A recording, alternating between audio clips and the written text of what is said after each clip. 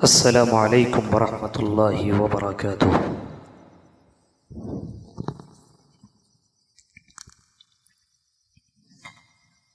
अल्हम्दुलिल्लाह अल्हम्दुलिल्लाहि नहमदुहु व नस्तईनुहु व नस्तगफिरुह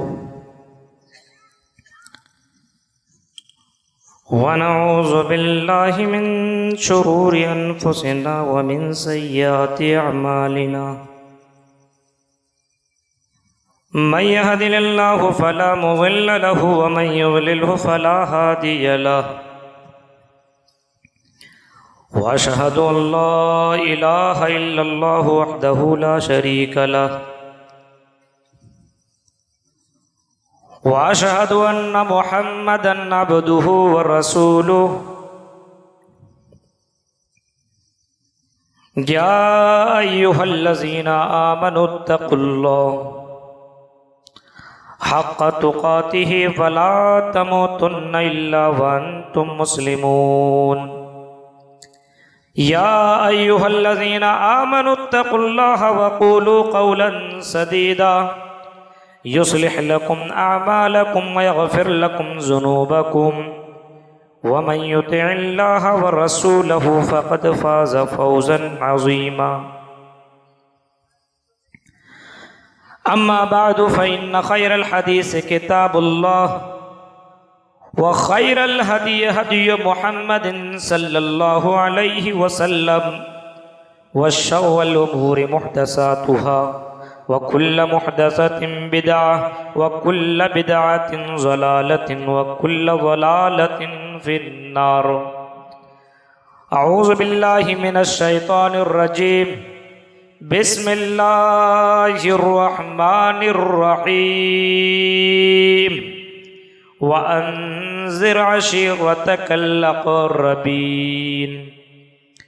वक़ाल अन्नबिय्यु सल्लल्लाहु अलैहि वसल्लम मन रआ मिनकुम मुनकरन फल्युग़य्यिरहु बियदिही फ़इन लम यस्तति' फ़बिलिसानिही फ़इन लम यस्तति' फ़बिक़ल्बिही व ज़ालिका ज़अफ़ुल ईमान।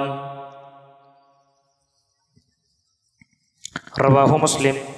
रब्बि इश्रह ली सदरी व यस्सिर ली अमरी वहलुल उक़दतम मिन लिसानी यफ़क़हू क़ौली। अल्लाहुम्मा रब्बि ज़िदनी इल्मा। आमीन। सदर मुहतरम, स्टेज पर बैठे हुए मुअज़्ज़ज़ उलमाए किराम, काबिल एहतराम मुअज़्ज़ज़ सामीन किराम, पर्दानशीन मेरी माँ और बहनों,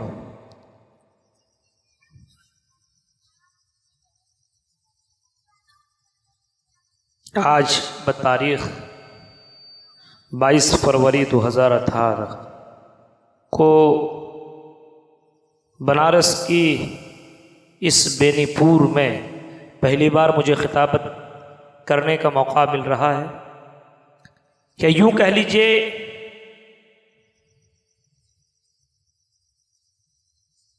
कि मुझे बेहद खुशी हो रही है कि आप लोगों ने मुझे इस लायक समझा और आपने मुझे दावत दी और मुझे जिस टॉपिक पे बोलने के लिए कहा गया है वो है इस्लाह माशरा। अल्लाह ताला से मैं दुआ करता हूँ कि मुझसे पहले अभी शेख अब्दुल गफ़्फ़ार सल्फ़ी हफ़िज़हुल्लाह मैं आपके बीच में किताब व सुन्नत की रोशनी में बड़ी ही फसीह व बलीग़ अंदाज में फितनों के दौर में मोमिन का किरदार क्या होना चाहिए उन्होंने ये बात रखी। मैं आपके बीच में इस्लाह माशरा के ऊपर चंद बातें रखने की कोशिश कर रहा हूँ। अल्लाह ताला से दुआ करता हूँ कि अल्लाह रब्बुल आलमीन कहने वाले को भी और सुनने वाले को भी सबको पूरी पूरी अमल करने की तौफीक अता फरमाए। आमीन।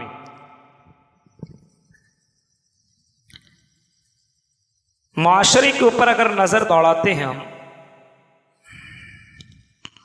तो माशरे के अंदर अच्छाई कम और बुराइयां ज्यादा नजर आती है। या यूं कह लीजिए कि जो बुराइयां अरब की सरजमीन के अंदर पाई जाती थी वही बुराइयां आज हमारे माशरे के अंदर पाई जा रही हैं। अरब के अंदर कौन ऐसी बुराई थी जो आज भी मौजूद है। कौन ऐसी बुराई थी? अकायद को देख लीजिए, अकायद के मामले में भी मुसलमानों के हालात वही हैं। शादी कर लिया, 2-4 साल तक बच्चे नहीं हुए तो चलो फला बाबा के पास। अल्लाह को मानता है, लेकिन अल्लाह को जिस तरीके से मानना चाहिए वैसे नहीं मानता है।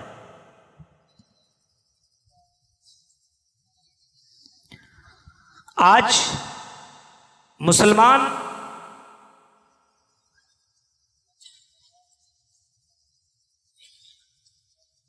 जलील है, रुसवा है, और मुसलमानों के अंदर बुराइयां इतनी है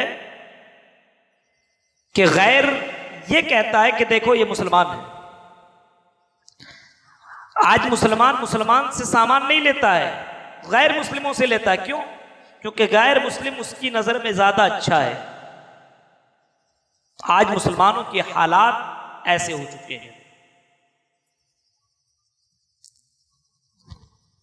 आज जो बुराई है, आज से 1400 साल पहले अरब की सरजमीन के अंदर भी ये सारी बुराइयां मौजूद थी। लेकिन अगर हम नजर दौड़ाएं तो उस मुआशरे को किस तरीके से सही किया गया, और उस मुआशरे को सही करने के लिए किसको भेजा गया, कौन आए। अगर हम तारीख के किताबों का मुताला करते हैं, अगर हम किताबों को पढ़ते हैं तो यह बात वाज़ेह हो जाती है कि अरब की सरजमीन के अंदर ज़िना भी इतनी बढ़ चुकी थी कि औरतें अपने घरों के सामने झंडा लगा दिया करती थी। जिस आदमी को, जिस मर्द को ज़िना की जरूरत हो, अपने ख्वाहिशात को मिटाने की जरूरत हो, उसको इधर उधर जाने की जरूरत नहीं है। झंडा देखो, मेरे घर में आ जाओ, अपनी जरूरतों को पूरा कर लो। बुराई ज़िना के मामले में इस तरीके से थी कि अगर कोई ताकतवर आदमी किसी लड़की को पकड़ ले, उसकी बीवी हो, ताकत के जरिए से उसको उठा करके ले जाए, गलत काम कर ले तो कोई रोकने और टोकने वाला भी नहीं। हाँ, अरब की सरजमीन के अंदर ये भी बुराई थी। शराब आज भी पी जाती है, और अरब के सरजमीन के अंदर भी शराब पी जाती थी। और इस तरीके से कि लोग अगर मेहमान के तौर पर उनके घर के अंदर आया करते थे तो सबसे पहले जो चीज़ उन्हें पेश की जाती थी वो शराब हुआ करती थी। शराब इस तरीके से लोग पिया करते थे। आज मुस्लिम मुआशरा भी इस दलदल में फंस गया है, इस बुराई में पड़ गया है। आज मुसलमान भी शराब में लतपत हो गया है। मेरे साथियों, जरा तसव्वुर करो, ये बुराई अरब के सरजमीन के अंदर पाई जा रही थी, और इसी तरीके से एक बुराई और भी पाई जा रही थी। वो बुराई थी कि लोग आपस में जुआ खेला करते थे, और जुए में कभी तो अपने बीवी को भी हार जाया करते थे, कभी तो ये होता था अपना घर हार जाया करते थे। जुआ के मामले में भी अरब वाले बहुत ज्यादा आगे थे। आज मुसलमानों की हालत को देखो मेरे भाइयों, जुआ के मामले में भी मुसलमान बहुत ज्यादा आगे हो गया है। क्रिकेट में चल रहा है, मुसलमान लगा रहा है जुआ। देखिए मुसलमानों को देखिए, क्रिकेट चल रहा है, इस गेंद पे हाँ विराट कोहली 6 रन मारेगा, कितना, मेरे तरफ से 100 रुपया, यूं कह लो। सामने वाले ने मेरा नहीं लगाएगा, मेरे तरफ से 100 रुपया। अब 6 लग गया तो 100 इसके जेब में, और नहीं लगा तो 100 उसके जेब में। मेरे भाइयों, कंडीशन थोड़ी बदली हुई, लेकिन जुए की हालत आज भी बरकरार है मुआशरे के अंदर। आज भी हमारे मुआशरे के अंदर जुआ खेला जा रहा है, और बड़ी तेजी के साथ मुस्लिम नौजवान भी खेल रहा है। बड़े ही तेजी के साथ ये मुस्लिम समाज, मुस्लिम नौजवान और मुस्लिम लड़के और लड़कियां भी जुए के मामले में आगे बढ़ रहे हैं। मेरे भाइयों, इससे ज्यादा एक और बुराई थी, और जो सबसे अहम बुराई थी वो बुराई ये थी कि अरब वाले अल्लाह को छोड़ करके एक अल्लाह की नहीं, 2 की नहीं, 3 की नहीं, 4 की नहीं, बल्कि 360 मूर्तियों की इबादत किया करते थे। जिस खाने काबा में लोग जाकर के खाना काबा की तवाफ करते हैं, उसी खाना काबा के अंदर 1 नहीं, 2 नहीं, 4 नहीं, बल्कि 360 मूर्तियां रखी हुई थी और 360 मूर्तियों की लोग इबादत भी किया करते थे। और ये बहुत बड़ी बुराई थी। जिस अल्लाह ने जिंदगी दी, जिस अल्लाह ने पैर जैसी नेमत से नवाजा, जिस अल्लाह ने जिंदगी जैसी नेमत से नवाजा, जिस अल्लाह ने सारी चीजें अता की, उस अल्लाह को छोड़ करके किसी को भी पुकारो, ये अल्लाह को बर्दाश्त नहीं है। अल्लाह ने फरमाया वमा खलक़तुल जिन्ना वल इंसा इल्ला लियअबुदून। आए जिनों और इंसानों सुनो, हमने तुम्हें पैदा किया अपनी इबादत के लिए। हाँ, तुम ज़िना करो, तुम शराब पियो, ये सारी चीजें करो, मैं माफ कर सकता हूं, तो मैं माफ कर सकता हूं। लेकिन अगर तुमने शिर्क कर लिया, तुमने अगर मुझको छोड़ करके किसी गैर के सामने सजदा कर लिया, किसी और से तुमने अपनी हाजत को तुमने किसी और के सामने रख लिया, तो सुनो आए दुनिया के लोगों, इतना सुन लो, अगर तुमने किसी और के सामने अपने बातें रख दी कि अल्लाह भी देता, फला भी देता है, अगर तुम फला के सामने गए और अपनी बातें तुमने उसके सामने रख दी और तुमने मांग लिया, मुश्किल कोशा समझ लिया, तो आए इंसानों सुनो, जन्नत में जाने की दूर की बात है, जन्नत की खुशबू भी नहीं पा सकते हो। तो अरब की सरजमीन के अंदर ये बुराई थी। आज हमारे माशरे के अंदर भी ये बुराई है। हाँ, अब एक मौलाना ऐसा भी है जो तकरीरों में कहता है, लोगों के बीच में ये भी कहते हैं, क्या नमाज उमाज और ये सब इबादत करने की क्या जरूरत है, मेरा दामन पकड़ लो, जन्नत में मैं पहुंचा दूंगा। दामन आज भी पकड़ लो, और बाकायदा दामन पकड़वाते हैं, बैत करवाते हैं, और कल कयामत के दिन भी पकड़ लेना। अभी पब्लिक का इसी वजह से हमारे शेख बता रहे थे कि उलमाओं से पूछो, राब्ता करो, कांटेक्ट करो, सवालात करो, जानो, सीखो। अब आलिम मौलवी साहब कह दिए, अरे कल कयामत के दामन पकड़ लेना, जन्नत में ले जाऊंगा। अब कोई बात नहीं, बुराई करते रहो। ऐसे मौलवियों को बोलो, आप उनसे कहिए, कल कयामत के दिन अल्लाह के नबी जनाब मोहम्मद रसूलुल्लाह सल्लल्लाहु अलैहि वसल्लम ने फरमाया कि कयामत के दिन ऐसा होगा यौम युहशरुन्नासु हुफातन उरातन गुरला, कयामत का दिन ऐसा होगा जिस दिन किसी इंसान के पास कोई कपड़ा नहीं होगा, और जब कपड़ा नहीं होगा तो फिर दामन नहीं होगा। ऐ मौलवियों, ये चूना लगाना छोड़ दो। ऐ मौलवियों, ये पेट पालना छोड़ दो। ये अपने आप के अंदर ये सारी चीजें जो तुम बयान कर रहे हो, ये किताब में मौजूद नहीं है, ये कुरान और हदीस में मौजूद नहीं है। कल कयामत के दिन दामन कहाँ से होगा? नबी अकरम ने फरमाया, कपड़ा कोई किसी के जिस्म में नहीं होगा तो तुम्हारे पास कपड़ा कहाँ से आएगा? बस सवाल करो। नबी अकरम ने फरमाया, ला उगनी अन्की मिनल्लाहि शैया। आई मेरी बेटी, मैं तो तुमसे बहुत मोहब्बत करता हूँ। आई मेरी बेटी, तुमको मैं बहुत लाडो प्यार तो करता हूँ, लेकिन कल कयामत के दिन जर्रा बराबर काम आने वाला नहीं हूँ। नबियों के सरदार ये कह रहे हैं। और आज के मौलवी मुआशरे को बिगाड़ने में कुछ मौलवियों का भी बहुत बड़ा हाथ है, बहुत बड़ा हाथ है। कुछ मौलवी कहते तक खेनी मकरू है। अब भाई मौलवी साहब ने फतवा दे दिया हो गया। कुछ मौलवी साहब ने कहा कोई बात नहीं, जायज़ ले सकते हैं। किसी मौलवी साहब ने ये कह दिया, मेरे भाइयों, तो आलिम इसी वजह से सबसे पहले जहन्नम में जाएंगे। इसी वजह से गलत फतवा दे रहा है, अमल नहीं कर रहा है, अमल। तो मुआशरे के अंदर ये सारी बुराइयां जो पाई जा रही है, हमारे यहाँ आज से पहले भी पाई जा रही थी। नबी अकरम सल्लल्लाहु ताला अलैहि वसल्लम के जरिए से मुआशरे के अंदर सुधार लाया गया। कैसे लाया गया?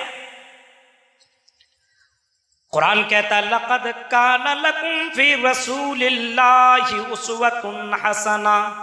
आए दुनिया के लोगों, तुम्हारे लिए मोहम्मदुर रसूलुल्लाह आइडियल है। हाँ, नबी अकरम से सीखो कि नबी अकरम ने उस मुआशरे, उस गंदी मुआशरा को कैसे इतना पाकीज़ा मुआशरा बना दिया। 23 साल जिंदगी में जहाँ पे शराब का दौरा था, जहाँ पे लोग अल्लाह को छोड़ करके गैरों की इबादत क्या करते थे, जहाँ पे जिस खाने काबा में तवाफ जो औरतें किया करती थी बिल्कुल नंगी हो करके किया करती थी, वहाँ पे औरतों को इतना बाहया कैसे बना दिया, वहाँ पे मर्दों को इतना अल्लाह से डरने वाला कैसे बना दिया, वहाँ पे लोगों को इतना तौहीद वाला कैसे बना दिया। कोई जादुई छड़ी आपने नहीं चलाई, कोई आपने दवा नहीं पिलाई, बल्कि आपने कैसे लोगों के दरमियान, लोगों के उस मुआशरे के दरमियान आपने किस तरीके से लोगों को सिखलाया, लोगों को बतलाया, और उस गंदी समाज को, गंदी मुआशरे को आपने इतना पाकीज़ा मुआशरा कैसे बना दिया। अगर किताबों का मुताला करें तो अल्लाह के नबी अकरम सल्लल्लाहु अलैहि वसल्लम ने सबसे पहले लोगों ने जिस चीज़ की दावत दी, जिस चीज़ की दावत थी, वो दावत थी तौहीद की दावत, अकीदे की इस्लाह आपने सबसे पहले की। नबी अकरम सल्लल्लाहु अलैहि वसल्लम को जब नबी बनाया गया, नबी अकरम को जब रसूल बनाया गया, 40 साल की जब हुए और हज़रत जिब्राइल के ज़रिए से आपके ऊपर ये कुरान की आयत नाजिल हुई, आए नबी इक़रा बिस्मि रब्बिकल्लज़ी खलक़ खलक़ल इंसान मिन अलक़ इक़रा व रब्बुकल अकरम अल्लज़ी अल्लम बिल क़लम अल्लमल इंसान मा लम यअलम। ऐ नबी पढ़ो उस रब के नाम से। ये 5 आयतें अल्लाह के नबी जनाब मोहम्मद रसूलुल्लाह सल्लल्लाहु अलैहि वसल्लम के पास नाजिल हुए। नबी अकरम डरे डरे घर आए, घर के अंदर तशरीफ लाए, आपने फरमाया ज़म्मिलूनी, आई मेरी बीवी खदीजा मुझे चादर कंबल ओढ़ा दो, आई मेरी बीवी मुझे डर लग रहा है, इन्नी खशीतु अला नफ्सी लक़द खशीतु अला नफ्सी, कहीं मेरी जान न चली जाए। हजरत खदीजा ने समझाया, सुकून दिलाया, आई मेरे शौहर, आई मेरे सरताज, ये कैसे मुमकिन हो सकता है, आप तो लोगों के साथ अच्छा सलूक करते, आप तो कर्जदारों के साथ अच्छा सलूक करते, मेहमान नवाजी करते हैं, इन्नका लतसिलुर रहीम व तहमिलुल कल्ला व तक्सिबुल मादूम। ये सारी बातें हजरत खदीजा ने कही। अल्लाह के नबी जनाब मोहम्मद रसूलुल्लाह को, अल्लाह के नबी को ये बातें सुनकर के सुकून मिल गया। नबी अकरम सल्लल्लाहु अलैहि वसल्लम के पास कुछ दिनों तक फिर वही आने का सिलसिला रुक गया। उसके बाद जो कुरान की आयत नाजिल हुई, आए नबी या अय्युहल मुद्दस्सिर कुम फांजिर, आए नबी अब उठिए और लोगों को डराइए अल्लाह के डर से, अल्लाह के अजाब से लोगों को डराइए। नबी अकरम सल्लल्लाहु तआला अलैहि वसल्लम एक पहाड़ी के ऊपर चढ़ जाते हैं और लोग, अल्लाह के नबी लोगों को बुलाते हैं, ओ लोगो इधर आओ, ए फलां कबीले वालों सुनो, आए फलां कबीले वालों सुनो। और अरब का ये रवाज था कि अगर कोई अहम बात कहनी होती थी तो लोगों को पहाड़ के ऊपर बुला लिया करते थे। हाँ, उस वक्त ये माइक का जमाना नहीं था, माइक का जमाना नहीं था, सोशल मीडिया नहीं था। हाँ, कोई आदमी पहाड़ के ऊपर चिल्लाता था कि लोगों इधर आओ, इधर आओ, सारे के सारे लोग खड़े हो जाए। मोहम्मद रसूलुल्लाह ने फरमाया, लोगों जरा ये बताओ कि तुमने 40 साल जिंदगी तुम्हारे दरमियान मैंने गुजारी है, तुमने मुझे 40 साल जिंदगी में कैसा पाया है? लोगों ने कहा, अल्लाह के आई मोहम्मद, हमने आपको अमीन पाया है, हमने आपको सबसे ज्यादा सच्चा पाया है, सबसे ज्यादा अमानतदार हमने पाया है, हया वाला पाया है, अखलाकमंद पाया है। नबी अकरम सल्लल्लाहु अलैहि वसल्लम की जब तस्दीक हो जाती है तब नबी अकरम सल्लल्लाहु अलैहि वसल्लम ने फरमाया, जब मुझे तुम सच्चे समझते हो तो एक बात मैं तुम्हें कहता हूँ कि ये सुन लो, क़ूलू ला इलाहा इल्लल्लाह तुफ्लिहू। ओ लोगो, तुम 360 मूर्तियों की इबादत करते हो, 360 मूर्तियों की इबादत करना छोड़ दो, सिर्फ एक अल्लाह की इबादत करो। हाँ, मांगो तो सिर्फ अल्लाह से मांगो, फरियाद करो तो उसी से मांगो, उसी से फरियाद करो। कोई परेशानी आ जाए तो परेशानी को भी दूर करने वाला वही है। ऐ लोगों सुनो, अगर तुम बीमार हो जाओ, सारे दुनिया के डॉक्टर मिलकर के तुम्हें शिफा नहीं दे सकते जब तक कि अल्लाह शिफा ना दे। ये अकीदा, ये ईमान अपना बना लो, ला इलाहा इल्लल्लाह तुफ्लिहू। तुम अपनी जबान से कह दो कि अल्लाह के अलावा कोई माबूद नहीं है, तुफ्लिहू, कामयाब हो जाओगे। तुम लिकुल अरब वल अजम, अरब के अंदर भी तेरी हुकूमत आ जाएगी और अजम के अंदर भी तेरी हुकूमत आ जाएगी। आज माशरे के अंदर ये बुराई पाई जा रही है, बच्चा पेट पैदा होता है, हाँ, जिस पेट के अंदर अल्लाह ने 9 महीने तक बच्चे की हिफाजत की, जिस पेट के अंदर अल्लाह ने 9 महीने तक बच्चे की हिफाजत की, जब बच्चा पैदा होता है माँ फौरन तावीज़ लटका देती है, माँ फौरन कोई धागा लटका देती है। बच्चे के ऊपर नज़र नहीं लगेगी, बच्चे के ऊपर कोई डायन की नज़र और कोई भूत व प्रेत की नज़र नहीं लगेगी। बच्चे की हिफाजत ये धागा करेगा, ये तावीज़ करेगा। मेरे भाइयों ज़रा तसव्वुर करो, जो अल्लाह 9 महीने तक हिफाजत कर सकता है, क्या वो अल्लाह उस बच्चे की पैदा होने के बाद हिफाजत नहीं कर सकता है? क्यों नहीं, बिल्कुल ज़रूर बज़रूर हिफाजत तो वो अल्लाह करता ही है। और अल्लाह कहता है मैं हिफाजत करता हूँ और मैं ही हिफाजत करने वाला हूँ, लेकिन शर्त यह है मोहम्मद रसूलुल्लाह के तरीक़े को अपनाया जाए। आपने फरमाया जब तुम घर से निकलो तो ये दुआ पढ़ करके चलो, तुम्हारे ऊपर किसी डायन की नज़र नहीं लगेगी, किसी भूत की नज़र नहीं लगेगी। अब घर से निकल रहे हो तो गाना गा के, घर घुस रहे हो तो गाना गा के। मेरे भाइयों तो ज़रा तसव्वुर करो, जब तुम्हारा मिजाज ये बन चुका है, जब तुम्हारा मिजाज ये बन चुका है तो ये धागा तुम्हें क्या फ़ायदा पहुँचाएगा? अल्लाह के नबी अकरम सल्लल्लाहु ताला अलैहि वसल्लम ने इसी वजह से हज़रत अब्दुल्ला इब्ने अब्बास को नसीहत करके आपने फरमाया, आपने बतलाया, आए अब्दुल्ला इब्ने अब्बास, इज़ा सअल्त फसअलिल्लाह व इज़ा इस्तअनत फस्तईन बिल्लाह। आए अब्दुल्ला, जब भी मांगो तो सिर्फ अल्लाह से मांगो। तौहीद का दर्स आपने सबसे पहले लोगों को दिया। आज हमारा बच्चा पैदा हो तो उसी वक्त उसको शिर्क में मुब्तला हम कर देते हैं। हाँ, मुसलमान है, किताब और सुन्नत को अपने आप को मानने वाला कहते हैं, लेकिन हमारा अकीदा ये हो गया। नबी अकरम सल्लल्लाहु अलैहि वसल्लम ने सबसे पहले जिस बात के ऊपर जोर दिया वह आपने अकीदे के ऊपर जोर दिया। तौहीद सिखलाया लोगों को कि ये माबूदाने बातिल है, अपने हाथों से बनाते हो और इसी की इबादत करते हो। हिंदू धर्म की किताबों के अंदर भी लिखा है या चित्तियो यौमिम्मा नस्तस्मा देवेशूरीशा, मांगो उसी एक अल्लाह से, वही देने वाला है। नस्तस्मा देवेशूरीशा, उसके अलावा कोई देवी देता कुछ भी देने वाला नहीं है। मेरे भाइयों ये अकीदा, ये तौहीद उनकी किताबों के अंदर भी मौजूद है और कुरान के अंदर भी मौजूद है कि मांगो तो सिर्फ अल्लाह से मांगो। इदा सालक इबादी अन्नी फइन्नी करीब, आए मेरे बंदो, इदा सालक इबादी, जब मेरा बंदा मुझसे सवाल करता है तो मैं उससे बहुत ज़्यादा करीब हूँ। उजीबु दावत दाई, उनके सवालों के जवाब भी मैं देता हूँ, सुनता भी हूँ और जवाब भी देता हूँ। उनके सवालों का जवाब भी मैं देता हूँ, सुनता भी हूँ और मांगता है तो देता भी हूँ।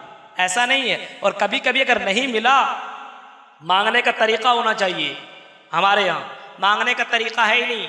लोगों से मांगता, अगर पैसा लेना हो तो बहुत रिक्वेस्ट करता है, आप इतने बड़े आदमी हैं, हमारे मोहल्ले में, हमारे एरिए में आपका नाम है, लोगों को देते हैं। बहुत तारीफ करने के बाद कहते हैं मुझे भी ज़रूरत है, मुझे भी दे दीजिए। बड़ी तारीफ करने के बाद, और अल्लाह से मांगना हो तो अल्लाह दे दे, बस दे दे।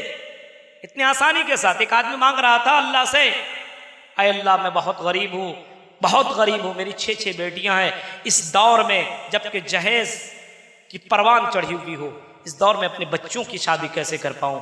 अय अल्लाह मुझे 2 लाख रुपया दिला दे, कहीं से भी दिला दे।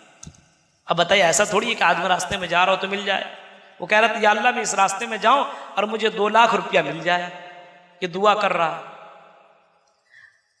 फिर कहने लगा कि अल्लाह अगर तूने 2 लाख दे दिया तो आधा तेरे राह में मैं कुर्बान कर दूंगा, सदका कर दूंगा।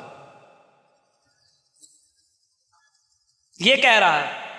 उसके बाद भी जब 2-3 महीने के बाद उसको नहीं मिला तो कहने लगा अल्लाह अगर तुझे विश्वास नहीं तो आधा काट ले और आधा ही दे दे। ये हालत है मेरे भाइयों। ये मांगने का तरीका नहीं है। मांगने का तरीका मोहम्मद रसूलुल्लाह ने बताया कि जब मांगो तो अल्लाह की तारीफ करो, उसके बाद नबी अकरम सल्लल्लाहु अलैहि वसल्लम के ऊपर दरूद भेजो, उसके बाद जो मांगना हो जायज़ मांगो, जायज़ ना जायज़ चीज़ें ना मांगो।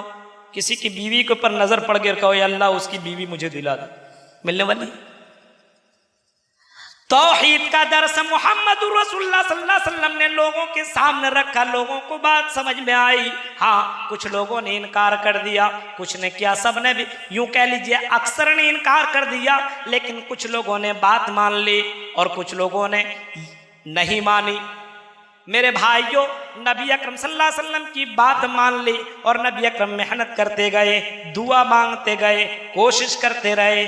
और एक दिन ऐसा आया कि नबी अकरम फाते बनकर के आते हैं, फाते बनकर के आते हैं। और जिस खाने काबा के अंदर 360 मूर्तियां रखी हुई थी, आपने अपने हाथों से उन 360 मूर्तियों को भी गिरा दिया, खत्म कर दिया। मेरे भाइयों, ये कुरान की आयत पढ़ते हुए जा रहे थे, जा अल हक़ व ज़हक़ल बातिल इन्नल बातिल कान ज़हूक़ा। आयत पढ़ते जा रहे हैं, हक आ गया और बातिल मिट गया, और बातिल तो मिटने ही वाला था। नबी अकरम ने सबसे पहले लोगों को तौहीद की दावत दी। आज जरूरत यह है कि लोगों के दरमियान तौहीद पेश किया जाए। नमाज बाद में, आज आदमी क्या करता है, तौहीद नहीं, बस नमाज नमाज नमाज नमाज, निकल गया 40 दिन के लिए, नमाज के लिए चलो। अब उससे पूछो नमाज कैसे पढ़ी जाए, उसको खुद पता नहीं है। दावत देने वाले को मालूम नहीं कि नमाज कैसे पढ़ी जाए, वो पकड़ पकड़ करके नमाज पढ़ाने के लिए ले जा रहा है। उससे पूछिए नमाज पढ़ने का तरीका बताओ, मुझे नहीं मालूम। जब आपको मालूम नहीं तो आपको दावत देने का हक कहां से मिला, ये सर्टिफिकेट आपको किधर से मिल गई। जिस चीज की नॉलेज ना हो उस चीज के बारे में लोगों को बताना नहीं चाहिए। मेरे भाइयों, तो इस्लाह मुआशरा के लिए सबसे अहम और सबसे पहली चीज ये कि आदमी तौहीद के ऊपर दावत दे लोगों को और शिर्क से रोके। कुरान करीम का मुताला कीजिए, अल्लाह ताला फरमाता है, वलक़द बअसना फी कुल्लि उम्मतिर रसूलन अन इब्दुल्लाह। हमने तमाम उम्मत में जितने भी रसूलों को हमने भेजा है, सबको इस वजह से भेजा था कि अल्लाह की तरफ लोगों को बुलाए, वजतनेबुत तागूत, और लोगों को शिर्क से रोके, लोगों को सिर्फ शिर्क से रोके और अल्लाह की इबादत की तरफ लोगों को दावत दे। हजरत नूह अलैहिस्सलातु वस्सलाम दुनिया के अंदर आए, उन्होंने हजरत नूह अलैहिस्सलातु वस्सलाम ने भी लोगों को तौहीद की तरफ दावत दी। उसके बाद जितने भी नबी आए, हजरत इब्राहीम को लीजिए, उन्होंने अपने बाप से कहा, आए मेरे अब्बू, या अबति लिम ताबुदु मा ला यस्मउ वला युबसिरु वला युगनी अन्का मिनल्लाहि शैया। हजरत इब्राहीम ने भी तौहीद की दावत दी, हजरत ईसा ने भी तौहीद की दावत दी, और हजरत ईसा ने ये भी फरमाया, there is no God, God is only one without second. एक ही रब है, दूसरा नहीं, तीसरा नहीं, चौथा नहीं, पांचवा नहीं। मोहम्मद रसूलुल्लाह भी आए, उन्होंने तौहीद की दावत दी और लोगों को शिर्क से मना किया। सबसे पहले मुआशरे के अंदर तौहीद पैदा की जाए, बच्चों को भी सिखलाया जाए, बीवी को भी बतलाया जाए, बड़ों को भी समझाया जाए, और अपने और दूसरों को भी सबको तौहीद के बारे में बतलाया जाए। बुराई यहां से खत्म होगी। रब को समझा जाए, किसने पैदा किया, किसकी इबादत की जाए, कौन है जो रोजी देता है, अहमियत पता होनी चाहिए। आज अल्लाह का मकाम और मर्तबा ही नहीं मालूम है लोगों को। मकाम और मर्तबा, या अय्युहल्लज़ीना आमनू तकुल्लाह हक़्क़ तुक़ातिह, जैसा डरने का हक है वैसा डरो, वैसा डरो। अल्लाह का मकाम और मर्तबा जो है, अल्लाह का मकाम और मर्तबा वो दो। आज हम लोगों की तो इज्जत करते हैं, लोगों की बात तो मानते हैं, लेकिन रब की बात नहीं मानते। दोस्त का मैसेज आता, दोस्त के मैसेज का जवाब भी देते हैं। रब का मैसेज मेरे घर में पड़ा हुआ है, आपके घर के अंदर पड़ा हुआ है, वो मैसेज है कुरान की शक्ल में। ऐ लोगों, दिल के ऊपर हाथ रख करके बताओ, कुरान तोते की तरफ पढ़ लेने का नाम नहीं है, कुरान को समझ करके पढ़ो। रब ने तुम्हें क्या बताया है, कौन सा मैसेज दिया, कभी गौर किया? दोस्त के मैसेज का जवाब भी देता हूँ, समझता भी हूँ, उसको जवाब भी मैं देता हूँ, लेकिन अल्लाह ने मेरे ऊपर कुछ मैसेज भेजा है, जरा देखो अल्लाह ने मुझे क्या कहा है और किस बात के ऊपर अमल करने को कहा है। हमारे लिए सारी चीज़ों के लिए टाइम है, लेकिन कुरान पढ़ने के लिए टाइम नहीं है। कुरान पढ़ो, कुरान पढ़ो, तुम्हें तौहीद का इल्म होता रहेगा और शिर्क से बचते रहोगे। कुरान समझ करके पढ़ो, तोते की तरह रट करके और तोते की तरह पढ़ने की जरूरत नहीं है। मेरे भाइयों, आज मुआशरे के अंदर तौहीद लोगों को सिखलाने की जरूरत है, अकीदा मजबूत करने की जरूरत है। अब शादी हो गई, मुआशरे के अंदर एक बुराई ये भी है, शादी हो गई, बच्चे होने शुरू हो गए, अब 1 2 3 बच्चेदानी बंद, डॉक्टर के जरिए से इलाज करके खत्म करवा दिया। अब कौन खिलाएगा, कौन पिलाएगा? हम तो कमाते उतने नहीं हैं, बच्चों की शादी कैसे करेंगे? डॉक्टर के जरिए से, इलाज के जरिए से, ऑपरेशन के जरिए से रहमे मादर, बच्चेदानी को खत्म कर दिया जाता है। अल्लाह के ऊपर से तवक्कुल खत्म हो गया, भरोसा। कुरान कहता है ला तक़्तुलू औलादकुम खशियत इमलाक, आई मेरे बंदो तुम अपने औलादों को तुम कत्ल न करो। ला तक़्तुलू औलादकुम खशियत इमलाक, खिलाने पिलाने पहनाने ओढ़ाने की डर से तुम अपने बच्चों को न मारो। आज अक्सर मुसलमान हम दो हमारे दो के ऊपर वो भी अमल कर रहे हैं, हम दो हमारे दो, बस इतना ही, हम खिला नहीं सकते, हम पिला नहीं सकते। मेरे भाइयों, अल्लाह फरमाता तुम्हें खिलाने की जरूरत नहीं है, तुम्हें पिलाने की जरूरत नहीं है। नहनु नरज़ुकुकुम व इय्याहुम, हम तुम्हें भी रोजी देते हैं, हम उसे भी रोजी देंगे। हाँ, हम तुम्हें खिलाते पिलाते हैं और उसे भी हम खिलाएंगे पिलाएंगे, लेकिन ये जुर्म ना करो, ये गुनाह ना करो, ये बहुत ही बड़ा जुर्म है, बहुत ही बड़ा जुर्म है, बहुत ही बड़ा गुनाह है। अल्लाह तबारक व तआला फरमाता है ला तक़्तुलू औलादकुम खशियत इमलाक नहनु नरज़ुकुकुम व इय्याहुम।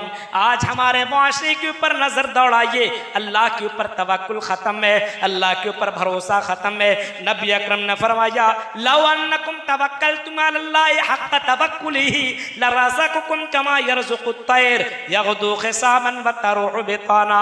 आपने फरमाया आई लोगो, तुम तवक्कुल करो जैसा तवक्कुल करने का हक है, भरोसा करो अल्लाह के ऊपर जैसा भरोसा करने का हक है। हाँ, तुम पर अगर भरोसा सीखना हो, तवक्कुल सीखना हो तो परिंदों से सीखो, परिंदों को देखो, सुबह सवेरे अपने घोंसलों से निकलते हैं परिंदे, और निकलने के बाद उनके पेट के अंदर अनाज नहीं होता है, लेकिन वो जाते हैं और खाना खा करके, अनाज खा करके अपने घर में वापस लौट आते हैं और उनका पेट भरा रहता है।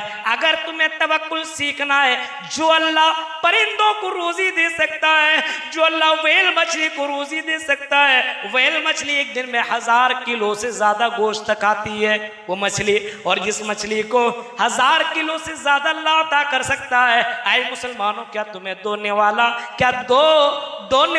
रोटी अल्लाह अता नहीं कर सकता है? तुम्हारे पास दिमाग भी है, पैर भी हैं, हाथ भी हैं, ये सारी चीजें, फिर भी तुम अल्लाह के ऊपर भरोसा नहीं करते हो और अपने बच्चों को मार डालते हो, ये भी तो बहुत बड़ा गुनाह है। नहनु नरज़ुकुकुम व इय्याहुम, हम तुम्हें भी रोजी देते हैं और हम तुम्हारे बच्चों की भी रोजी देंगे।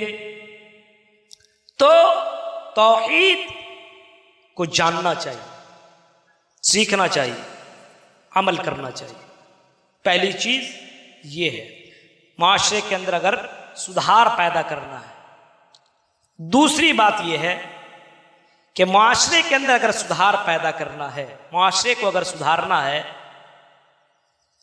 तो खुद डरिए और दूसरों को भी अल्लाह से डराइए। खुद डरिए अल्लाह से और दूसरों को भी अल्लाह से डराइए। दूसरों को, बच्चों को, बीवी को, घर वाले को, खानदान वाले को, समाज वाले को, दोस्तों को बताइए। अगर मुआशरे के अंदर इस्लाह करनी है, एक आदमी दूसरों को कहता है नमाज पढ़ो, अपना बैठा हुआ है, मोबाइल चला रहा है, गाना सुन रहा है, तो खुद नमाज नहीं पढ़ रहा, दूसरे को बोल रहा है, तो ये इस्लाह करने का तरीका नहीं। नबी अकरम सल्लल्लाहु ताला अलैहि वसल्लम को देखिए, आपने फरमाया कि तुम में सबसे ज्यादा डरने वाला मैं हूं। इन्नी अत्काकुम लिल्लाह, तुम में सबसे ज्यादा तकवा वाला मैं हूं। तुम में सबसे ज्यादा अल्लाह से डरने वाला मैं हूं। और हाँ, अल्लाह के नबी अल्लाह ताला से सबसे ज्यादा डरा करते थे। डरने का नतीजा जरा पता करना हो तो मालूम करो। अम्मा आयशा बयान करती है कि मोहम्मद रसूलुल्लाह सल्लल्लाहु अलैहि वसल्लम रात में उठते थे, नमाज पढ़ते थे, घर इतना छोटा, सजदे में जाते थे, मेरे पैर को उठा करके बगल में कर लिया करते थे और सजदा किया करते थे। और इतने लंबे लंबे जनाबे अकरम सजदा किया करते थे, मुझे ये गुमान होने लगता था कहीं नबी अकरम सल्लल्लाहु अलैहि वसल्लम की जान तो नहीं निकल गई है।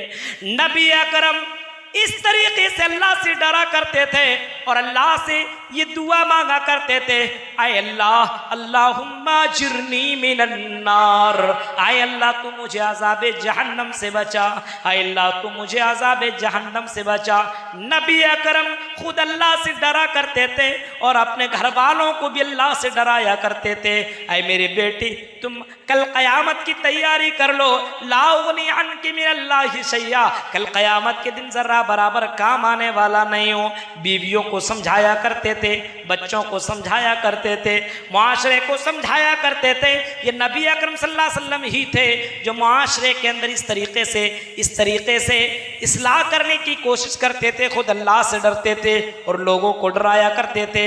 मेरे भाइयों, कुरान का मुताला कीजिए। कुरान करीम के अंदर अल्लाह ताला फरमाता है, या अय्युहल्लज़ीना आमनू क़ू अनफुसकुम व अहलीकुम नारा, ओ लोगो तुम खुद को जहन्नम की आग से बचाओ और अपने घर वालों को भी जहन्नम की आग से बचाओ।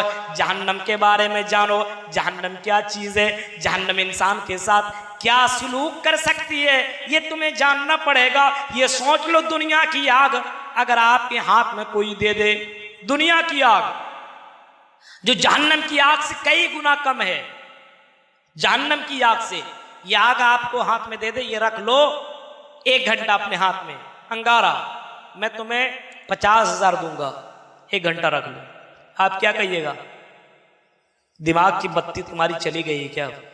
पागल हो गए हो? हम 50,000 के लिए हम अपने हाथ को जला लें? आप यही जवाब दीजिएगा, नहीं नहीं हम ये काम नहीं कर सकते, अपनी जान की हिफाजत मैं करूंगा। दुनिया के अंदर इसकी फिक्र है तो मरने के बाद इसकी फिक्र क्यों नहीं है? मरने के बाद इसकी फिक्र क्यों नहीं है? ये दुनिया की आग है, दुनिया की आग जहन्नम की आग से कई गुना कम है और जहन्नम की आग दुनिया से कई गुना ज्यादा है। मोहम्मद रसूलुल्लाह सल्लल्लाहु अलैहि वसल्लम ने फरमाया 69 गुना ज्यादा है।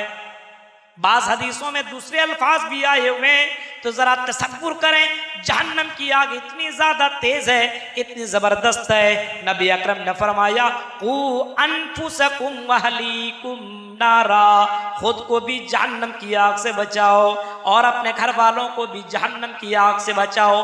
फिक्र होनी चाहिए, इसके बारे में सोचना चाहिए, अल्लाह से डरना चाहिए। मेरे भाइयों, जब अल्लाह का डर होगा तो बंदा बुराई नहीं करेगा, जब अल्लाह का डर होगा तो बंदा जिना नहीं करेगा, जब अल्लाह का डर होगा तो बंदा जुआ नहीं खेलेगा। रब का डर दुनिया वालों से तो थोड़ी देर तक डर करके बुराई छोड़ सकता है, लेकिन हमेशा छोड़ नहीं सकता है। बाप देख रहा है, यहाँ पे जुआ नहीं खेलेंगे, यहाँ पे गाना नहीं सुनेंगे, यहाँ पे गलत काम नहीं करेंगे, बाप पिटाई कर देगा, बाप मार देंगे, घर से बाहर निकाल देंगे, रोड में नहीं खेलेंगे जुआ। क्यों? पुलिस पकड़ करके ले जाएगी, जेल पहुंचा देगी, डंडे से मारेगी। मैं यहां भी नहीं खेलूंगा जुआ, कहां खेलूं? चलो हम लोग चलते हैं जंगलों की तरफ, जंगल की तरफ चलते हैं, वहां तो पुलिस नहीं आएगी, वहां पे अब्बू नहीं आएंगे। अल्लाह से डरो मेरे भाइयों, जब तुम अल्लाह से डरोगे तो अल्लाह की ताकत हर जगह है। किरामन कातिबीन यालमून मा तफालून।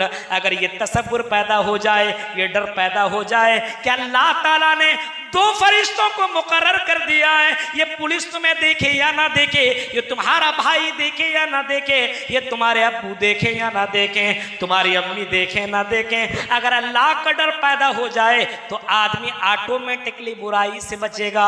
अल्लाह का डर पैदा हो जाए, जंगलों में बुराई कर रहा हो, अल्लाह का डर पैदा हो तो बंदा वहीं पे बुराई को छोड़ दे।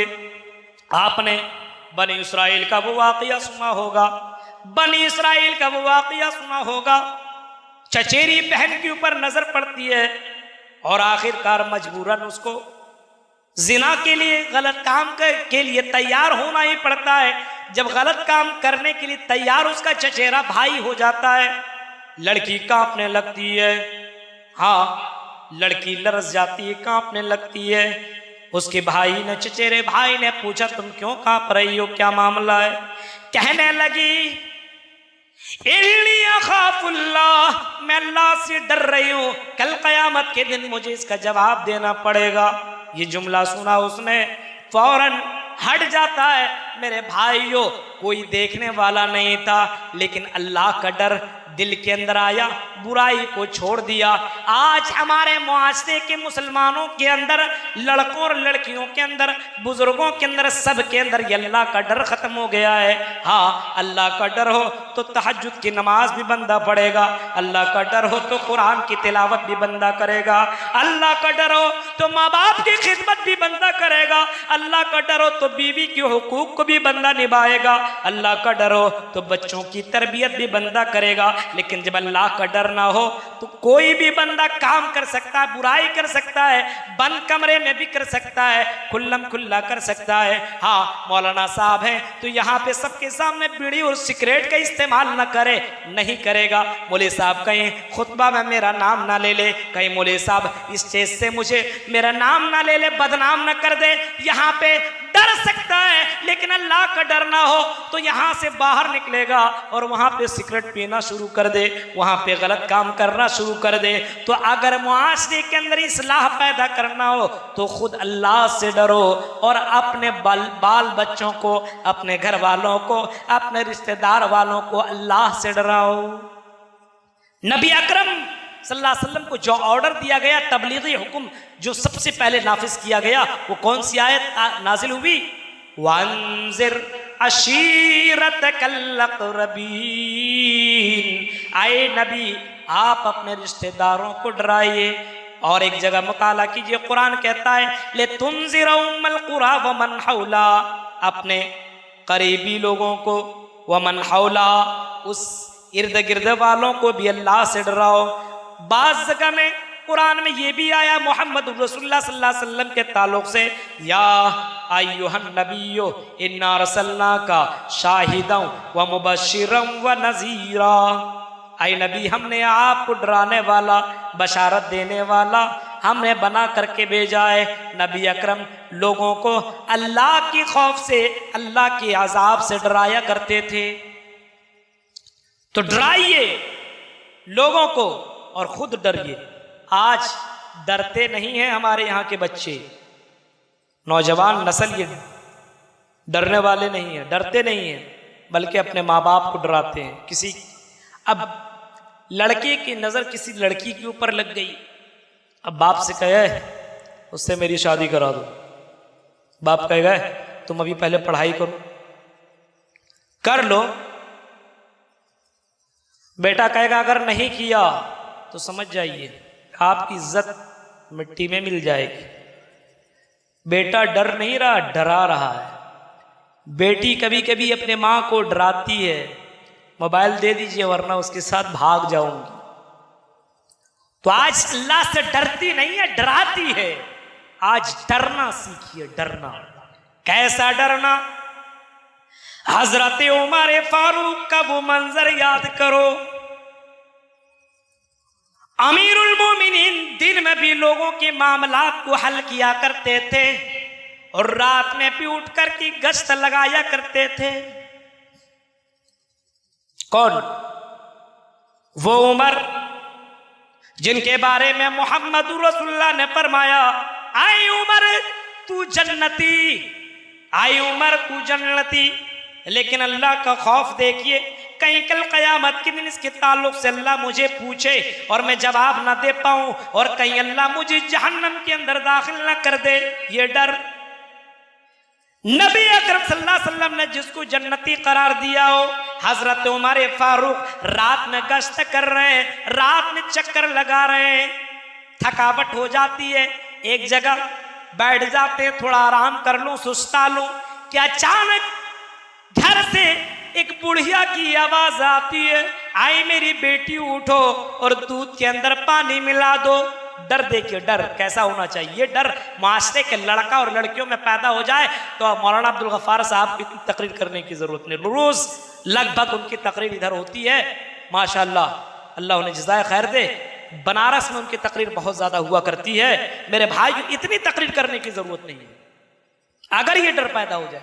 कैसा डर? आई मेरी बेटी उठो और दूध के अंदर पानी मिला दो। बेटी उठती है, अम्मी क्या कह रही हैं? हाँ बेटी, दूध के अंदर पानी मिला दो, कहीं सुबह ना हो जाए, कहीं लोगों की नजर तुम्हारे ऊपर ना पड़ जाए। बेटी कहती है, माँ रात में दूध में पानी मिलाने के लिए कह रहे हैं, अमीरुल मोमिनीन को पता चल गया तो कल हमें कोड़े लगेंगे, मार खानी पड़ेगी। माँ कहती है, बेटी इस वक्त तो तुम्हें कोई देखने वाला नहीं है, न उमर मौजूद है, ना अमीरुल मोमिनीन उमर फारूक मौजूद है, ना उनकी सिपाही मौजूद है, ना अड़ोसी पड़ोसी के लोग मौजूद हैं, कोई देखने वाला नहीं है। कौन हमारी शिकायत करेगा? किसी को तो पता ही नहीं चलेगा।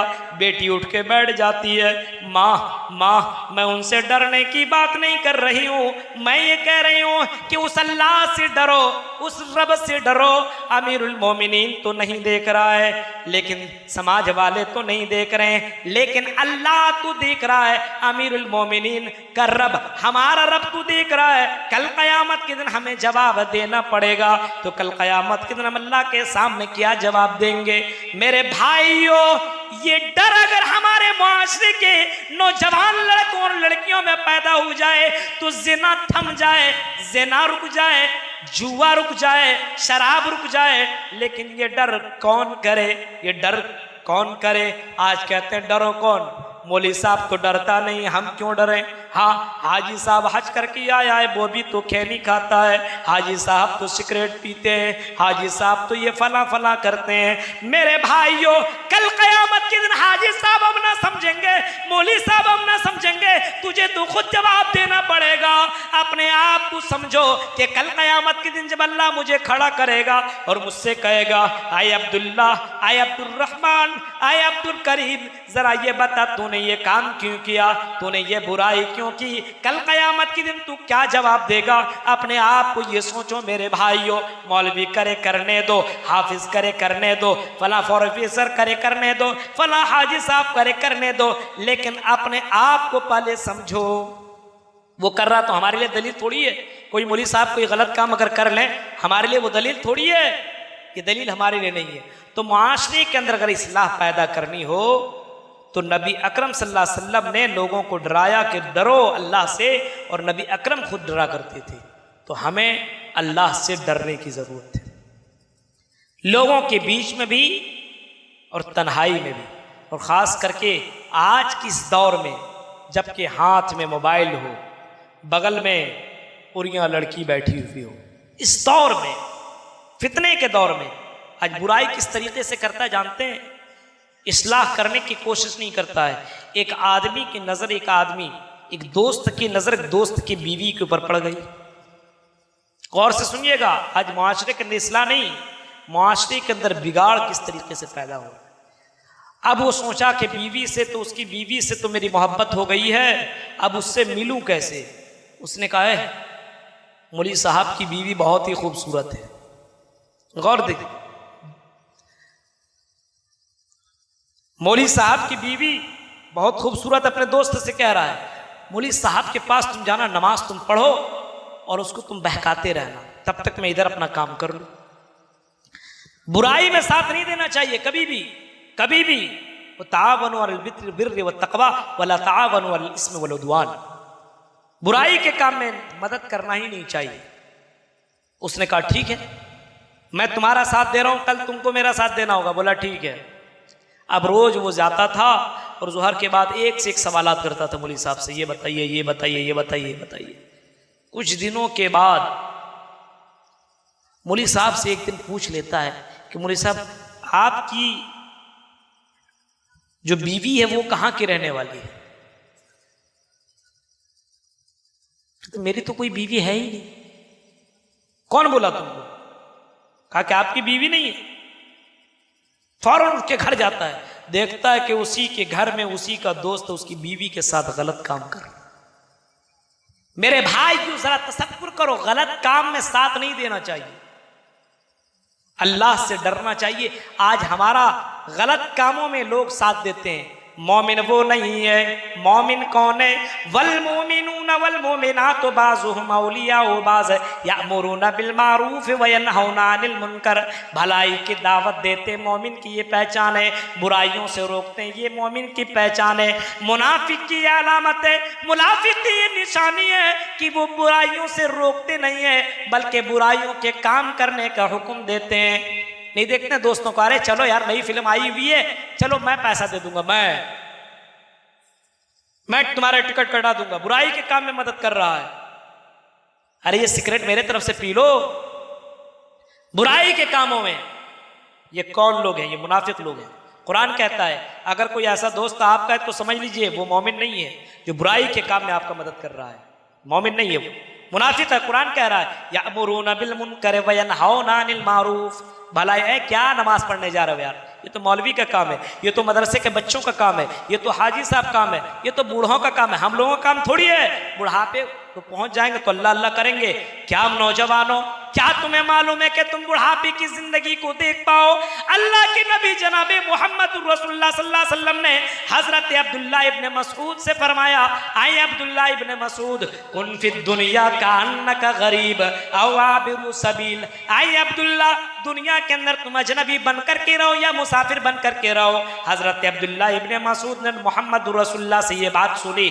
हजरत अब्दुल्ला इब्ने मसूद लोगों से जब मिला करते थे तो यही कहा करते थे, इज़ाम सईता फला तंतज़िर सबा व इज़ा अस्बहता फला तंतज़िर मसा।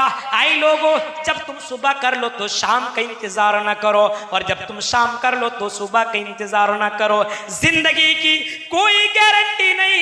ये मत कहो कि मौलवी साहब को नमाज पढ़ लेने दो, तुम्हें जाने की जरूरत नहीं है, बुढ़ापे में नमाज पढ़ लोगे। जिंदगी की कोई गारंटी नहीं है। आज है तो कल नहीं, क्या पता यहाँ पे इतने लोग मौजूद हैं, कल का सूरज देख पाए या न देख पाए, कोई गारंटी के साथ कह नहीं सकता है। मेरे भाइयों, मौत की कोई गारंटी नहीं है।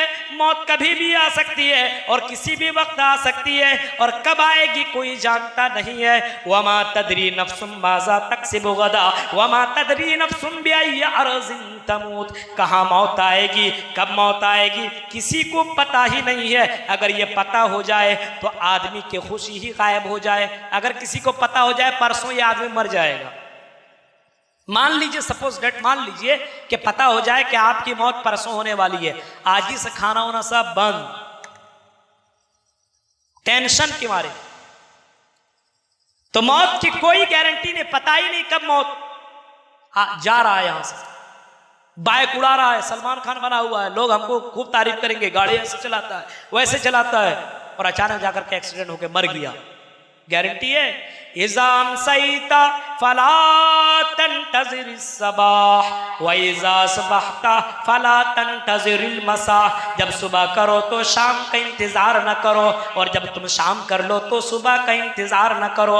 मेरे भाइयों, ये अगर जवान हो तो बुढ़ापे का इंतजार न करो, और बुढ़ापे हो तो ये इंतजार न करो अभी जिंदगी बची है, अभी अभी अल्लाह अल्लाह करने की क्या जरूरत है। नहीं नहीं, जितनी इबादतें कर लो, मरने के बाद दोबारा मौका मिलने वाला नहीं है। कुरान कहता है जब इंसान की मौत आती है, इंसान की मौत आती है तो इंसान लास्ट में कहता है लौला खरतनी इला अजलिन करीब फसद्दक़ व कुन मिनस सालिहीन। अल्लाह थोड़ी सी और मेरी मोहलत दे दे, अल्लाह थोड़ी सी और मुझे वक्त दे दे, आए अल्लाह थोड़ी मोहलत मुझे दे दे, मैं सदका कर लूं, इबादत कर लूं, नमाज पढ़ लूं, कुरान की तिलावत कर लूं। अल्लाह फरमाता नहीं, तेरे मौत का, तुम्हारी मौत का वक्त आ गया है, अब एक मिनट तुझे छूट नहीं मिल सकती है, एक मिनट तुझे फुर्सत नहीं मिल सकती है। मेरे भाइयों, और ये भी सुन लो कि मरने के बाद दोबारा ये दुनिया नहीं मिल सकती है, एक ही बार ये जिंदगी मिली हुई है, इसी जिंदगी के अंदर अल्लाह को राजी कर लो,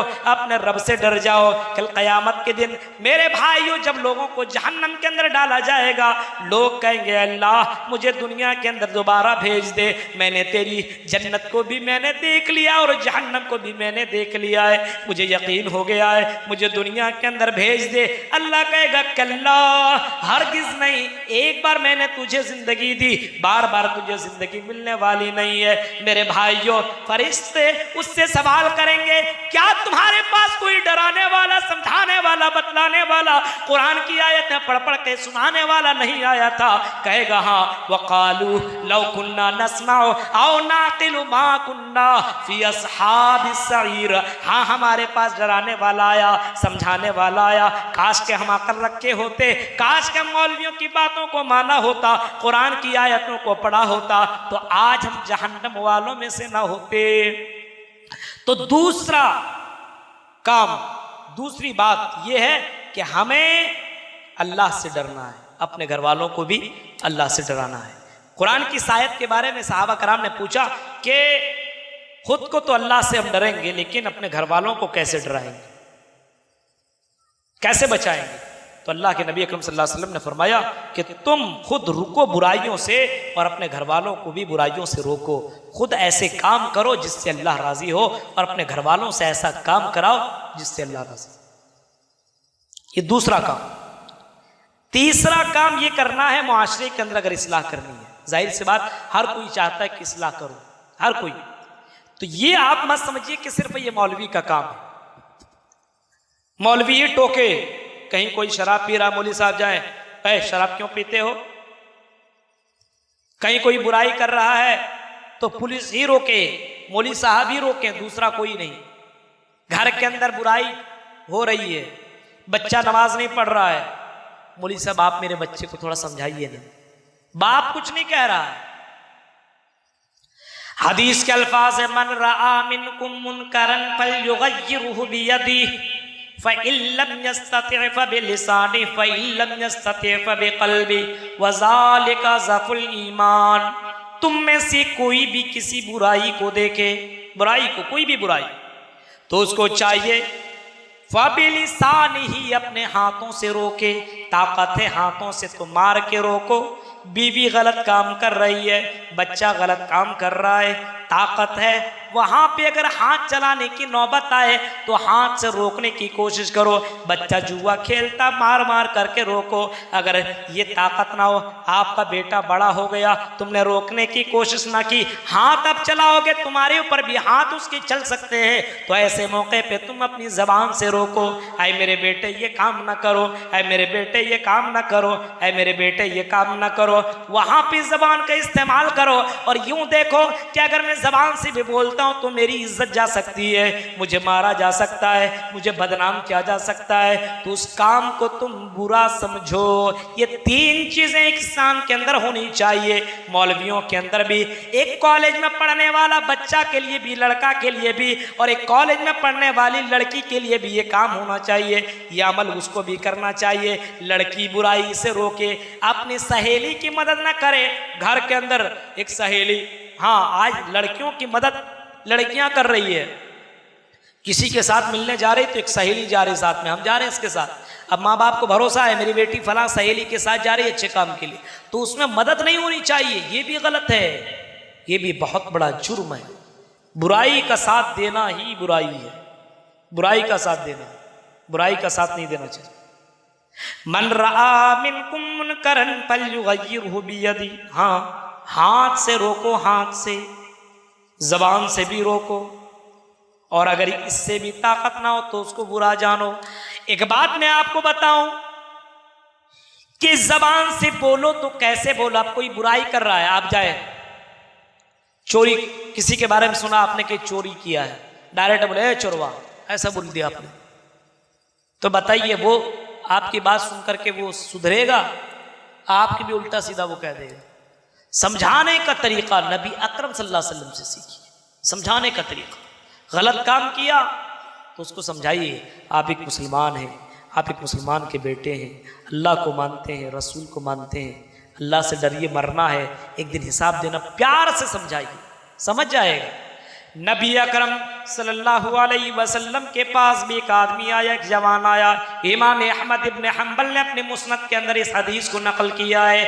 एक जवान आता है मोहम्मद रसूलुल्लाह के दरबार में और कहने लगता है, अल्लाह के नबी मुझे जिना की इजाज़त दे दीजिए, मैं बहुत ही ज़्यादा मेरे पास इतनी ताकत है कि मैं अपनी जवानी के ऊपर कंट्रोल नहीं कर पा रहा हूँ, मुझे ज़िना करने की इजाज़त दे दीजिए। नबी अकरम सल्लल्लाहु अलैहि वसल्लम के सामने ये जुमला जब उन्होंने कहा, सहाबा कराम मौजूद हैं। सहाबा कराम, जाहिर से बात, यहाँ पे कोई आदमी इस तरह की बात कोई कह दे तो कहेगा कितना बदतमीज़ आदमी ऐसी बात कहता है, तुमको इतना भी अदब नहीं है कि आलिमों के बीच में कैसी बात करनी चाहिए, लोगों के बीच में कैसी बात करनी चाहिए। अब नबी है मौजूद, तुम इस तरह की बात कर रहे हो। नबी अकरम ने फरमाया, तुम लोग चुप रहो, कुछ मत बोलो, इसको मेरे पास आने दो, बुलाओ, इधर आओ। बंदा आया, बैठ जाओ, करीब में बैठा है। बताओ तुम क्या सवाल करते हो, फिर से सवाल करो। कहा कि अल्लाह के नबी, मैं ये आपसे इजाज़त मांगने के लिए आया हुआ हूं कि मुझे ज़िना करने की इजाज़त दे दीजिए। कहा कि अच्छा, मैं कुछ सवालात करता हूं, पहले तुम ये जवाब दो, उसके बाद मैं तुम्हें जवाब दूँ। कहा कि सवाल कीजिए। आपने फरमाया, और आए बेनीपुर के मुसलमानों, आए बनारस के मुसलमानों, ये इस्लाह का तरीका आप भी अपने अंदर लाओ। आपने फरमाया, आए बंदे ये बताओ, क्या तुम ये पसंद करते हो, अफतुहिब्बूनहु लिउम्मिका, क्या तुम ये पसंद करते हो कि तुम्हारी माँ के साथ ज़िना किया जाए। कहा कि नहीं, बिल्कुल नहीं, हरगिज़ नहीं, ये कैसे हो सकता है, मेरी माँ के साथ कोई ज़िना करे। फिर आपने पूछा, अतुहिब्बूनहु लिउख्तिका, क्या तुम ये पसंद करते हो कि तेरी बहन के साथ ज़िना किया जाए। कहा कि नहीं, ये मैं कैसे पसंद करूं, मेरी बहन के साथ कोई ज़िना करे और मैं देखता रहूं, मुझे पता चल जाए, बर्दाश्त कर लूं, काट डालूंगा, नहीं, ये नहीं हो सकता है। फिर आपने फरमाया, क्या तुम ये पसंद करते हो तुम्हारी चची के साथ ज़िना किया जाए। कहा कि नहीं। फिर आपने पूछा, क्या तुम्हारे रिश्तेदारों के साथ ज़िना किया जाए। हर सवाल का जवाब देता गया, नहीं नहीं नहीं। आपने आखिर में फरमाया, आई बंदे, अगर मैं तुझे ज़िना करने की इजाज़त दे दूँ तो यहाँ से निकलेगा, किसी लड़की को पकड़ेगा, उसके साथ ज़िना कर लेगा। बोला हाँ। आपने फरमाया, दिल के ऊपर हाथ रख कर के जरा ये बताओ तुम, वो भी तो किसी की बहन होगी, किसी की माँ होगी, किसी की चची होगी, किसी की खाला होगी, किसी की रिश्तेदार होगी। जब तुम पसंद नहीं करते हो तो दूसरा कैसे पसंद करेगा। बात समझ में आ गई? सही। मैं जब ये दूसरा कैसे पसंद करेगा, दूसरा भी तो मुझे काट डालेगा। कहा कि अल्लाह के नबी, शैतान ने मुझे बहका दिया था, अल्लाह के नबी मेरे लिए दुआ कर दीजिए। आपने उसके लिए दुआ कर दी, अल्लाहुम्मा गफिर ज़ंबा व ताहिर क़ल्बा व हस्सिन फ़रजा। आपने दुआ फरमाई कि अल्लाह इसके गुनाहों को माफ़ फरमा दे, अल्लाह इसके दिल को साफ कर दे, व हस्सिन फ़रजा, अल्लाह इसकी शर्मगाह की हिफाजत फरमा। तो इस्लाह का ये तरीका कि हम अगर किसी के साथ बुरा करे, आज देखिए अपने बहन के बारे में सोचता है, वैलेंटाइन डे मनाने के लिए जा रहा है, वैलेंटाइन डे मना रहा है, वो भी तो किसी की बहन है जिसके साथ तो ये सब गेमबाजी कर रहा है। और तेरी बहन के साथ ये हो तो सोचो उसको काट डालेंगे। मेरे भाई, जो बुराई को रोकना हो तो आप खुद रुकिए, खुद। ज़िना हम नहीं करेंगे तो मेरी बहन के साथ ज़िना नहीं हो सकता है। वाला तक़रबुज़्ज़िना इन्नहु काना फ़ाहिशा। आई लोगों, ज़िना करने की तो दूर की बात, ज़िना के करीब भी मत जाओ। हाँ, ये बहुत ही बुरा रास्ता है, इतना ख़तरनाक रास्ता है। अगर तुम ज़िना करोगे, अगर तुम गलत काम करोगे तो तुम्हारे बच्चों, तुम्हारे नस्लों के साथ भी गलत काम किया जा सकता है। ये भी तुम समझ लो। अब तुम समझो, मैं फला लड़कियों के साथ मेरे इतने गर्लफ्रेंड है, मेरे इतनी गर्लफ्रेंड है। मेरे भाई, तुम ये समझते हो क्या तुम्हारी बीवी, तुम्हारी बहन क्या महफूज रह सकती है? तुम खुद अपने आप को सुधारो, अपने आप को बचो, अपने आप को बुराइयों से बचाओ। वला तक़रबुज़्ज़िना। अभी वैलेंटाइन डे के मौके पे मुसलमानों को देखिए, मुसलमान कभी ये अकीदा के वैलेंटाइन डे मनाना चाहिए। अब उसके ऊपर मैं नहीं जाना चाहता हूँ कि वैलेंटाइन डे क्या है, उसकी हकीकत क्या है, मैं उसके ऊपर नहीं जाना चाहता हूँ। इस्लाम तो इसकी कतई इजाज़त नहीं देता किसी औरत से, किसी लड़की से हाथ मिलाया जाए, इसकी भी इजाज़त नहीं देता है। और उस दिन न जाने हाथ से लेकर के कहाँ तक पहुँच जाता है, वो आदमी ही जानता जो वैलेंटाइन डे मनाता है। ये माशरे के अंदर ये भी बुराई है, तो हाथ से रोका जाए, जबान से रोका जाए, दिल से बुरा जाना जाए। अब अपने आप के अंदर गौर कीजिए, माशरे के अंदर बुराई आपने देखी है, कभी अपने हाथ से रोका है? कभी आपने बोला है अरे भाई आजान हो चुकी है चलो नमाज पढ़ने के लिए? आपने बोला कभी बोला? अपने बच्चों को आपने कहा चलो नमाज पढ़ने के लिए? बाप ही नहीं पढ़ रहा, बेटे को कहां से कहेगा? मुरु औलादकुम बिस्सलाति वहुम अबनाउ सब'i सिनीन। नबी अकरम ने फरमाया कि लोगों सुनो, जब बच्चा 7 साल का हो जाए तो उसे नमाज पढ़ने का हुक्म दो, लड़का हो लड़की हो दोनों को। जब 7 साल का हो जाए तो नमाज पढ़ने का हुक्म दो। बाप नमाज नहीं पढ़ रहा है तो बेटे को कहां से हुक्म दे? फिर आपने फरमाया जब बच्चा वहुम अबनाउ 10 सिनीन, जब बच्चा 10 साल का हो जाए, वज़रिबूहुम अलैहा, जब बच्चा 10 साल का हो जाए तो मार मार करके नमाज पढ़ाओ। आज हमारे मुआशरे की हालत ऐसी हो चुकी है कि बाप ही नमाज नहीं पढ़ रहा है तो बेटे को मार करके कैसे नमाज पढ़ाए? मार मार करके तुम तो मदर स्कूल के अंदर भेज देते हो, तुम्हारी जहन में तो ये बात बैठ गई है कि बच्चा पढ़ेगा, इंजीनियर बनेगा, डॉक्टर बनेगा, बुढ़ापे को मैं पहुंच जाऊंगा, मेरा हाथ पैर काम नहीं करेगा, उस वक्त इसकी कमाई खा लूंगा। ये तुम्हारे जहन के अंदर ऐसी गंदी बातें बैठी हुई है। मेरे भाइयों, जिस तरीके से तुम दुनिया के ताल्लुक से फिक्रमंद हो, इसी तरीके से तुम आखिरत के ताल्लुक से भी फिक्रमंद हो जाओ कि आए मेरे बेटे, तुम जिस तरीके से दुनिया के लिए मेहनत कर रहे हो, आखिरत के लिए भी मेहनत करो। और चलो मैं नमाज पढ़ने के लिए जा रहा हूं, तुम भी नमाज पढ़ो। माँ अपने बेटियों से कहे मेरी बेटी तुम भी नमाज पढ़ लो, हाँ नमाज नहीं पढ़ोगे तो खाना नहीं दूंगी। आप ये ऑर्डर कीजिए, ये जजमेंट सुनाइए, फैसला सुनाइए। अगर आप टाइट रहिएगा, घर के अंदर खुद टीवी देख रहे हैं, सीरियल देख रहे हैं, फिल्म देख रहे हैं, गाना सुन रहे हैं, बच्चों को इन तमाम चीज़ों से रोकिएगा तो रुक नहीं सकता है। मेरे भाइयों, मुरु औलादकुम बिस्सलाते, सवाल ये कि बेटा नमाज ना पढ़े तो बाप मारे, लेकिन बाप नमाज ना पढ़े तो कौन मारे? मौलवी साहब तो मार नहीं सकते, माशरे वाले तो मार नहीं सकते, दादा तो मार नहीं सकते क्योंकि दादा कब्र में लेटे हुए हैं। कौन मारे? मेरे भाइयों, मारे कौन? रब मारेगा। आज नहीं तो मरने के बाद कल क़यामत के दिन जहन्नम के अंदर, कब्र के अंदर कल मारेगा। इस वजह से दुनिया के अंदर अपने बच्चों की इस्लाह कीजिए। अगर मुआशरे के अंदर इस्लाह पैदा करनी हो तो तीसरा काम ये करना है कि खुद आप किसी बुराई को देखिए तो रोकिए, हाथ से हो, जबान से हो, दिल से हो, रोकने की कोशिश कीजिए। यह हर मुसलमान की जिम्मेदारी बनती है, मर्द की भी और औरत की भी, कोई भी हो। ये नहीं कि मौलवी साहब हैं उसी के लिए। आप कॉलेज में पढ़ रहे हैं तो आपके लिए भी जिम्मेदारी बनती है कि हम कॉलेज वाले हैं, हमारी नमाजी नहीं है, ऐसा नहीं है।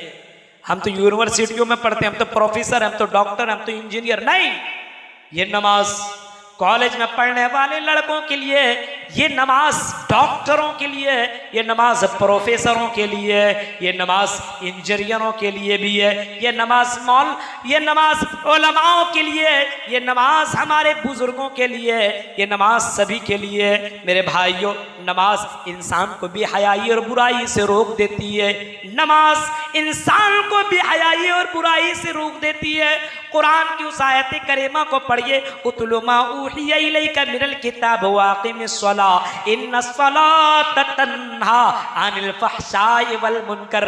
बुराई से रोकना हो अपने आप को, बेहयाई से, तो नमाज कायम करो और कंटिन्यू। सिर्फ रमजानी मुसलमान बनने की जरूरत नहीं है। वाबुद रब्बका हत्ता यातियकल यकीन। कब तक नमाज पढ़िए? जब तक आपकी जान है। अगर खड़े खड़े नमाज नहीं पढ़ सकते तो बैठ करके पढ़ो, बैठ करके नहीं पढ़ सकते हो तो लेट करके पढ़ो। इस्लाम ये सिखाता है नमाज किसी के लिए माफ नहीं है। हाँ, औरतों के लिए खास कुछ वक्त के लिए माफ है, लेकिन मेरे भाइयों, अब आदमी रमजान के अलावा सब गुनाह माफ हो गया, अब नमाज पढ़ने की क्या जरूरत है? ईद की नमाज पढ़ के आया, अब लेवल लगाने के लिए जुम्मा की नमाज पढ़ता, लेवल लगा, मुसलमान कहे हमें। मेरे भाइयों, ये गलत है। नमाज पढ़िए, नमाज की दावत दीजिए लोगों को, तो बुराइयों से रोकिए, भलाइयों की दावत दीजिए, और हर आदमी ये काम करे। तीसरा, चौथा काम, मैं 5 बातें बता करके अपनी बात को खत्म करता हूं।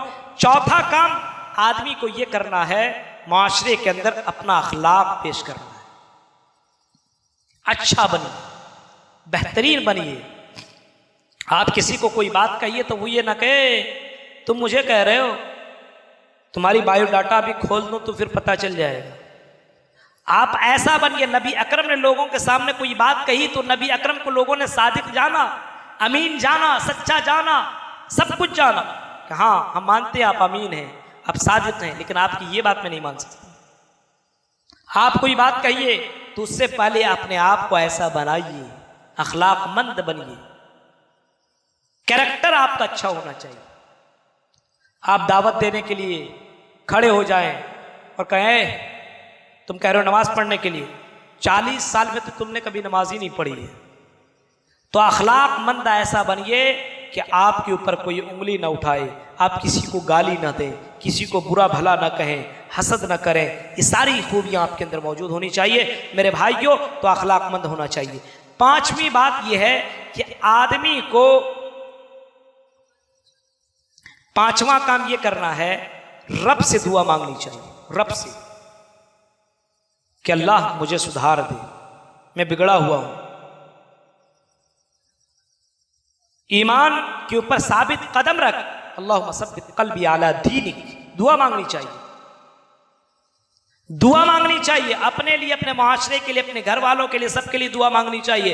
क्योंकि हिदायत देने वाला अल्लाह, अल्लाह के नबी अकरम सल्लल्लाहु अलैहि वसल्लम ने हज़रत अबू तालिब को भी हिदायत नहीं दे पाई। आपने अपने चचा के सामने तौहीद को पेश किया, लेकिन चचा ने इनकार कर दिया। कुरान की आयत करीमा नाजिल हो गई, इन्नका ला तहदी मन अहबबता वलाकिन्नल्लाह यहदी मन यशा। हाँ, हिदायत देना सिर्फ अल्लाह का काम है, हमारा काम है पहुंचा देना। दुआ मांगे, इहदिना सिरातल मुस्तकीम, आए अल्लाह हमें सीधे राह पर चला। हम तो मांगते ही नहीं है, बेटा भी नहीं मांगते हैं। हम मांगते हैं तो ये नहीं मांगते हैं कि रब्बे हबली मिनस सालिहीन, जब शादी करें उसके बाद दुआ मांगते रहिए कि अल्लाह मुझे सालेह औलाद अता फरमा। जिंदगी में ये दुआ मांगते रहिए, इहदिनस सिरातल मुस्तकीम, इहदिनस सिरातल मुस्तकीम, इहदिनस सिरातल मुस्तकीम। क्योंकि सीधे रास्ते पे चलाने वाला अल्लाह, 2 उंगलियों के बीच में दिल होता है इंसान का, अल्लाह जिधर चाहे उधर फेर देता है। रब से दुआ मांगे, रब की हिदायत देने वाला अल्लाह। तो ये 5 काम करने की कोशिश कीजिए, इंशाअल्लाह समाज के अंदर इस्लाह होगा। अल्लाह ताला से दुआ है कि अल्लाह तबारक व तआला हम जमी मुसलमानों को, सबको मिलजुल करके समाज के अंदर इस्लाह पैदा करने की तौफीक अता फरमाए। ऐ अल्लाह, ये बिगड़ती हुई कौम जो बिगड़ती जा रही है, अल्लाह समाज के अंदर तू ऐसे असबाब पैदा कर दे जिसके वजह से मुआशरे के अंदर इस्लाह पैदा हो। हमारा ये नौजवान नस्ल बिगड़ता ही चला जा रहा है। मेरे भाइयों, अल्लाह ताला से दुआ करें कि अल्लाह ताला हम सबको कहने जो बात कही गई है उसके ऊपर अमल करने की तौफीक अता फरमा, किताब और सुन्नत को समझने और पढ़ने की तौफीक अता फरमा। जो मर चुके अल्लाह उन्हें करबड़ करबड़ जन्नत नसीब अता फरमा। जिन लोगों ने प्रोग्राम रचाया अल्लाह उनके खिदमत को, उनके कुर्बानियों को कबूल अता फरमा। और जो लोग दूर दराज से आए हुए हैं उनके बैठने को, सुनने को अल्लाह कबूल अता फरमा। व आखिर दावाना अनिल हम्दुलिल्लाहि रब्बिल आलमीन। अस्सलामु अलैकुम व रहमतुल्लाहि व बरकातुहू।